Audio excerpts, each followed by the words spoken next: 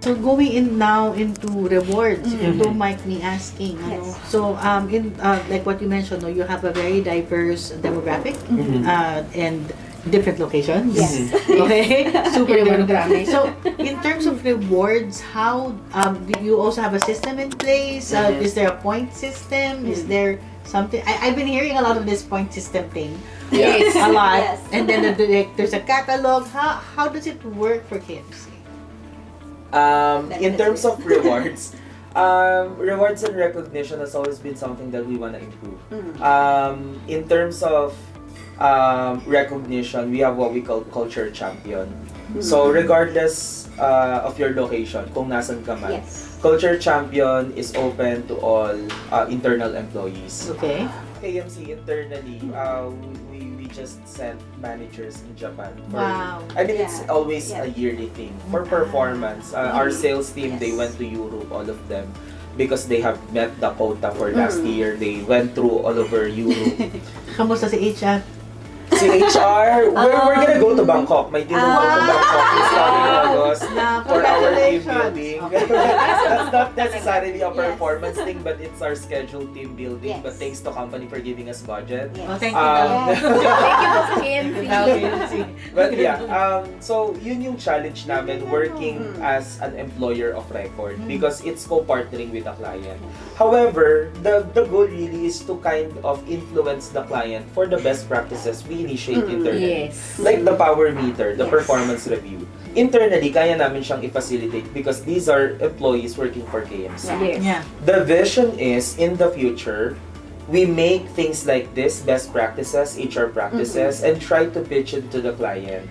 So that if it works for them, they can actually adopt. So that makes KMC as a business more of a thought leader within the clientele and hopefully even outside in the industry. In KMC kasi, ma'am, parang madaling pag-usapan ng kultura. Kasi culture. Kasi lalo na yung culture for people initiative. Kasi yung mga executives namin, they're also young executives. So, yeah, mga may actually 40s, young executives din sila. So, kumbaga, nagigets din nila yung what's trendy, what's good, what's beneficial to people, and what will make people happy. Like for example, probably for other organization, medyo mahirap mag-arrange ng mga position title. Dito madali lang kahit like we created in the team People Happiness Ambassador. That's an actual position title. People Happiness Ambassador. It's a position title. Ano trabaho niya? Engagement. Yun na. And culture. Yun na. So dahil hindi siya pwedeng hindi nakangkite. hindi naman. Shout out. Bawal ang nakatimang. Bawal siyang nakapunot yung noo. Culture. So ako, as a recommendation to co-HR professionals, you have to understand the behavior and use a kind of language that your decision makers will understand. Not everything that HR would like to do will be facilitated, that's for sure.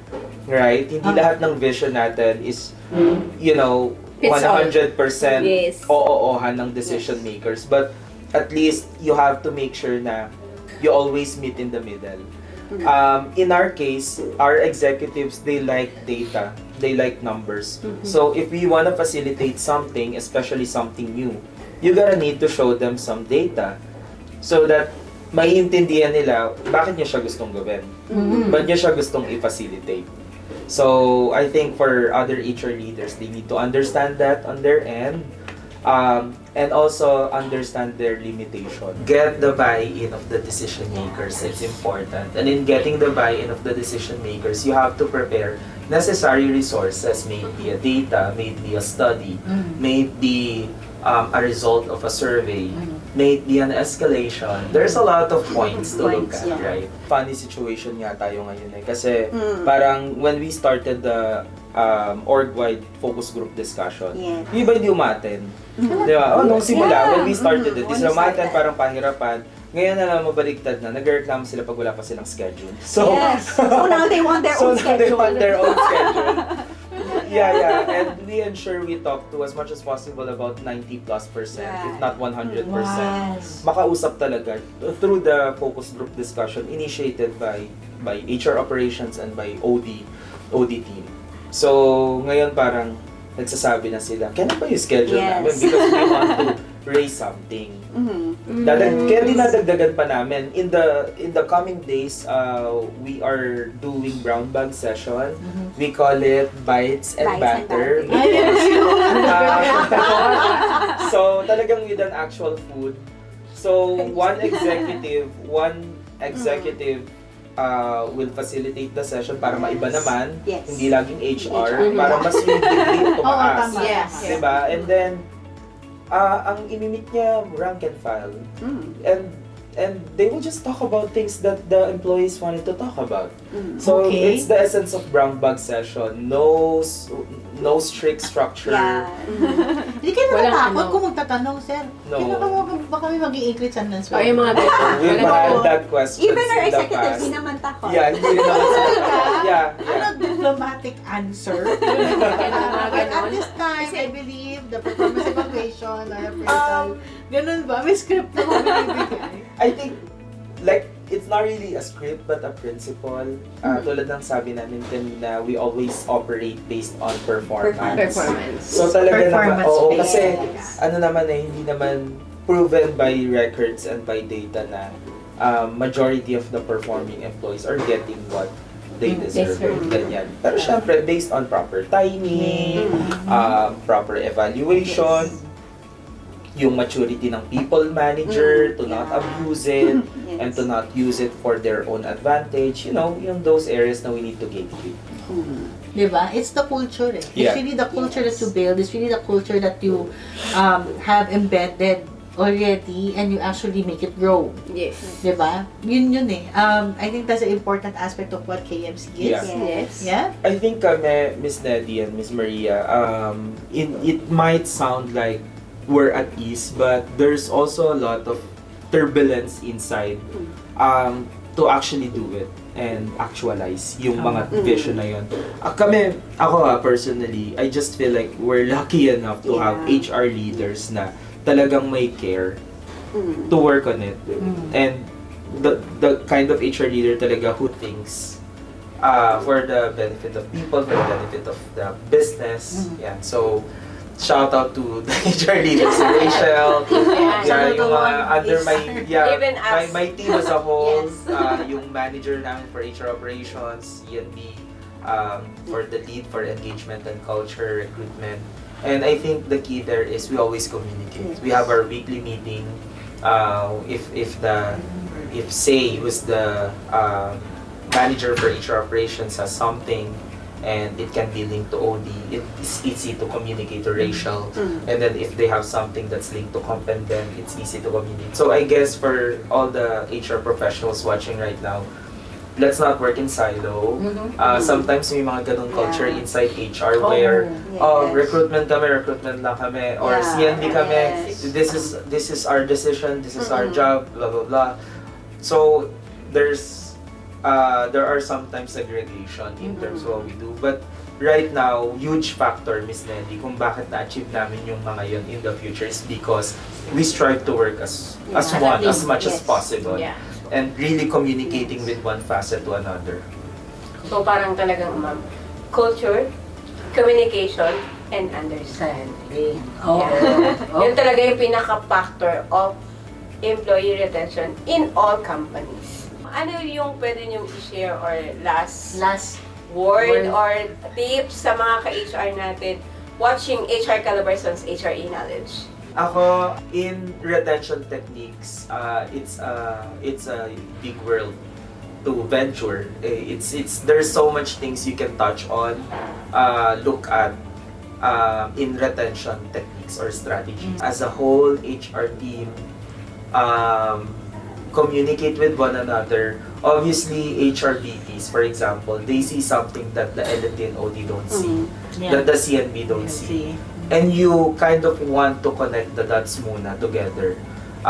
If your bandwidth can, do some organizational diagnosis, anong problema natin, anong observation natin, why people are leaving, bakit ang hirap i-retain ng tao. I think HR, the understanding must come from the HR team first. Come up with your strategy that you know is doable and realistic for the company. At this point in KMC, although we're happy hearing other people saying na, wow, okay naman yung mga initiative nyo, but truth be told, may mga limitations din kami. May mga bagay din kami na naisip na hindi na-approve. Right? So, it's the same situation. Yeah, magkakaiba lang ng environment and ng setup. So, know your limitation, know your scope, and understand what resources can be given to you to facilitate it. Get the buy-in of the decision makers. Ang medyo madugo doon is facilitation. So, planning is key. How are you gonna plan to initiate these techniques and strategies? Parang sinabi nila. Nakakalakas ang loob. Pero sige. Kaya ayoko nauuna eh. Ayan, ma'am. Ano pa yung hindi nasabi? I think from what Eric mentioned, something also to consider for HR leaders is to be open-minded. We have to accept the fact na it's a different generation na. It's a faster pace. Like from your observations, like with the newer generation, ang daming bago. Yeah. And it comes down to purpose. Kailangan may purpose always That's yung right. ginagawa. So we have to take a look at that and also consider that already when creating initiatives or creating plans. You have to really get the buy-in of not just the leaders, yung upper management, but the people themselves. Correct. Whenever you're planning something, sila naman dapat yung iniisip nyo. Like, that's your audience. Yeah. Sila yung mag-accept ng whatever you throw at them. So, you always have to think of them and what will really fly for them. Ano yung best for them, for their development. It's always about the people. It's not just the leaders, but really the people themselves. If I'm gonna add something that's very practical, I think dumaan din ako sa point of my life where I wanna copy out the practices of other company.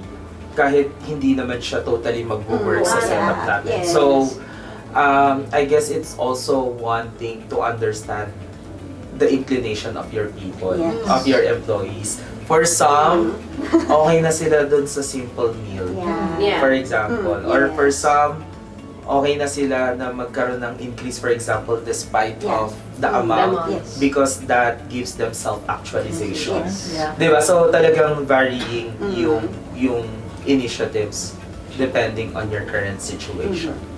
Sa inyo, ma'am, sa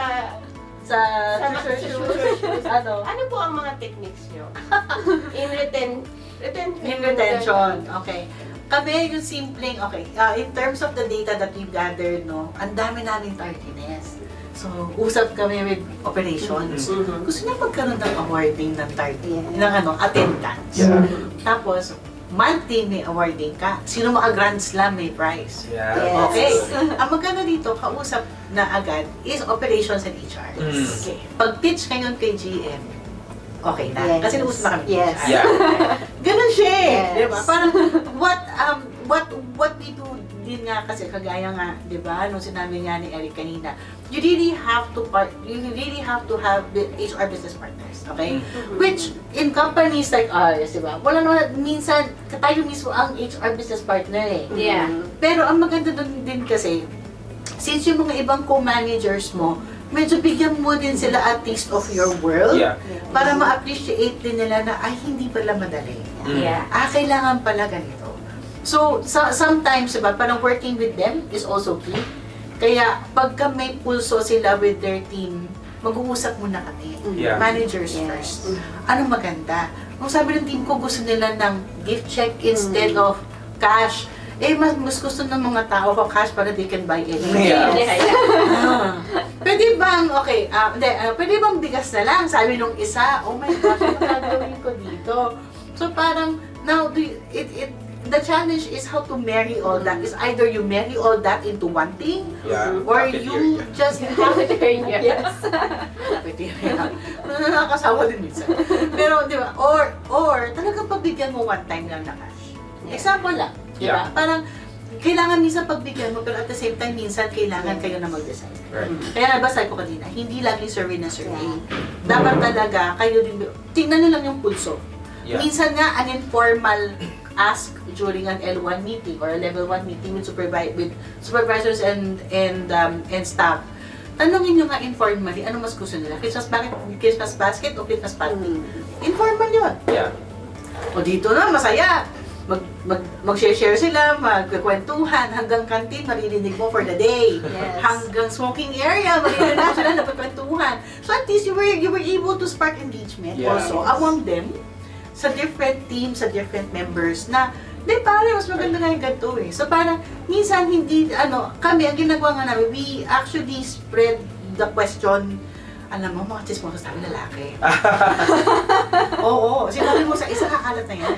So, yun naman maganda sa amin. Marami namin yung chismoso doon. So, minsan, kapag kami gusto kaming maganda yung result, pinapaspread namin that way. Yeah. Para, gusto niyo ba ng ganito? Ano hindi yung nagustuhan sa Christmas basket last year? What did you want to have? Na sana meron.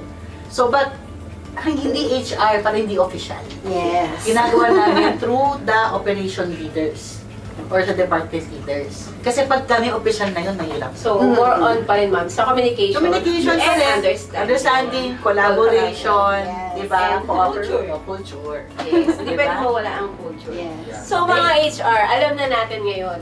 Ano pa ba ang mga techniques na meron tayo? So, kung meron pa po kayong mga question or suggestion, pwede niyo po yung i-comment sa ating YouTube comment section and Facebook Live.